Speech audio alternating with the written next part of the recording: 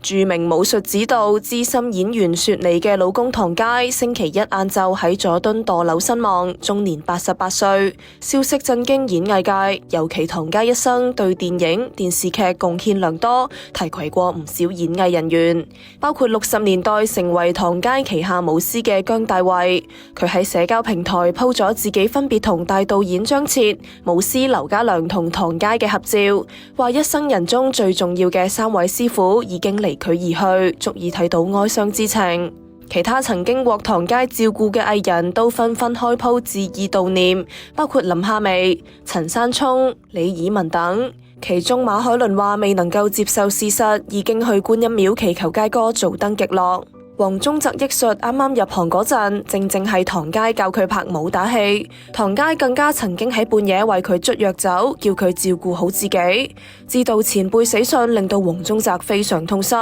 黃建東亦都對消息非常震驚，話唐佳係絕世好老公，成日都陪太太雪妮返工，再等太太放工一齊返屋企。陳敏之形容唐佳經常笑容滿面，關心佢有冇食飯，夠唔夠暖。佢亦都提醒大家面對難關一定要揾朋友、屋企人傾訴。而邵氏高層樂易玲亦都喺社交平台留言話：傷心、難過、被入。